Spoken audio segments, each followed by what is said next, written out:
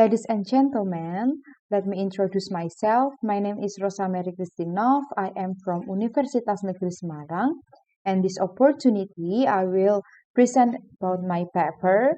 The title is Students' Mathematical Refractive Thinking Skill in Research-Based Learning, Review from Adversity Quotient.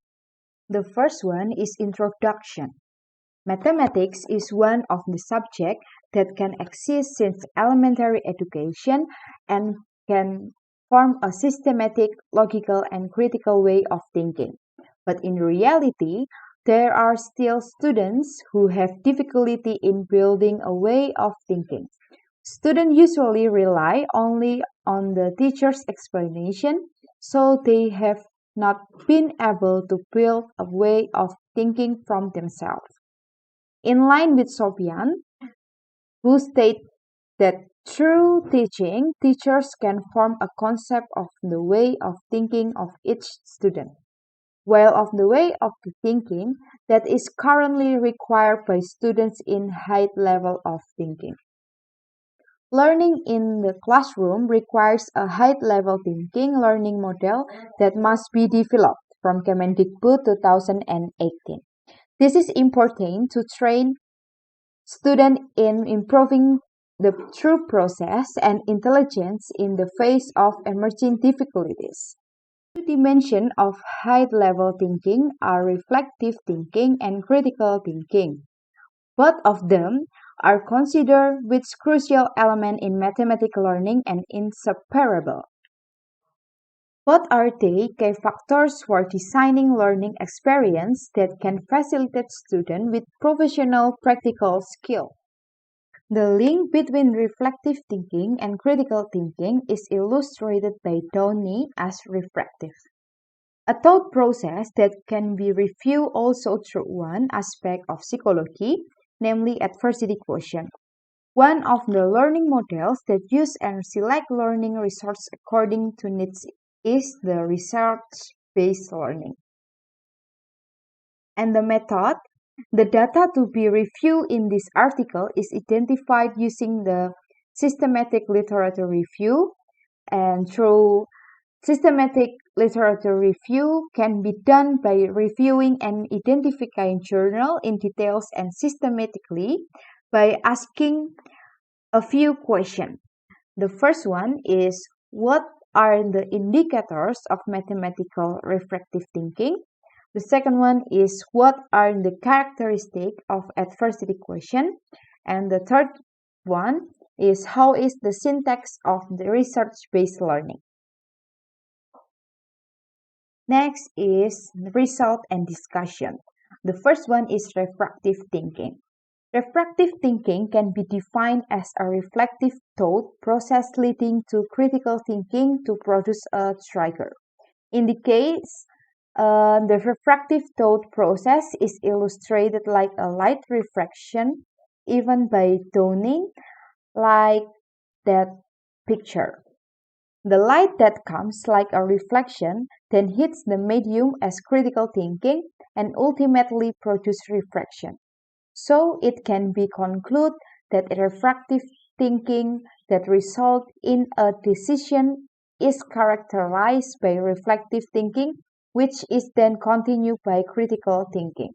Similar to Maslukov from 2018, which mentioned that through reflective thinking and critical thinking can make a thought process that is refractive thinking to produce decision.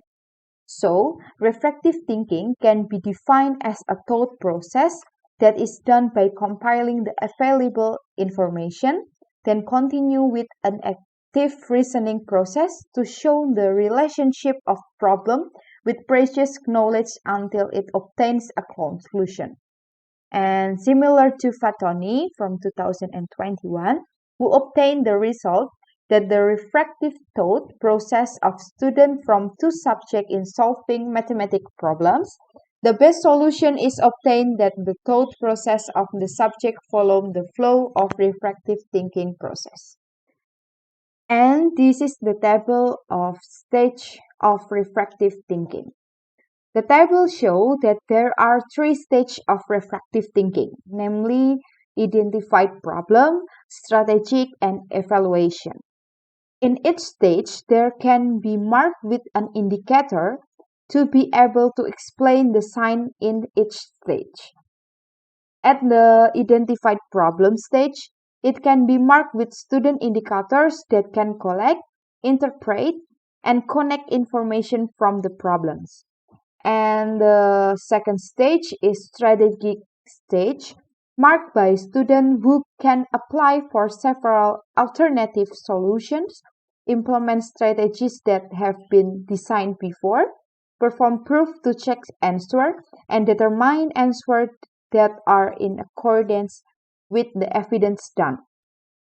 While the final stage of evaluation, marked by students re-examining the answer that have been made, whether it is accordance with the steps taken or not. And then the second one is adversity quotient. Stoltz felt that adversity quotient is an ability that everyone has in observing a difficulty and processing it using their intelligence so that it becomes a challenge to solve.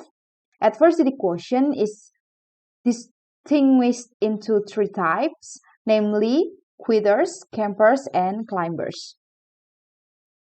The type of quitters is a knowledge to a mountaineering trip, can be interpreted as a person who stopped from climbing. Quitters tends to work quite as much as necessary. The ambitions are shown only a little. The lack of spirit and quality is substandard, while the campers type can be interpreted as a person who is quite motivated and has shown effort to try, but often choose not to continue and stop at some point because of feels tired or bored with the challenge that they're facing. While the last type, namely climbers, can be interpreted as people who are expected to be successful. People of this type never feel giving up in the face of adversity, continue to struggle to pursue the desired target, creative, optimistic, and highly motivated. In line with the result of Hidayat 2018, which shown that students in adversity quotient climbers are able to understand, plan, and conclude the result of a given problem. The last is research-based learning. Research-based learning is one of the learning methods that involves research in the learning process. The ability that can be developed through this learning model is one of the thought process and evidentiary process in solving a problem using research conducted by students. Research-based learning can also provide a new experience for students as students will be involved in study to find answer a problem. In addition, the final target of research-based learning is to encourage the creation of high-level thinking skill from students, where students are not only given materials in the form of theory, but must be brought to a higher level.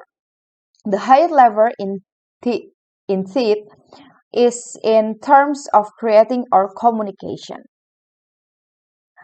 There are three main steps as research-based learning syntax according to Arifin from 2010, namely exposure stage, experience stage, and capstone stage. In the first stage, exposure stage is done by collecting information based on inquiry and looking for literature from a specific topic.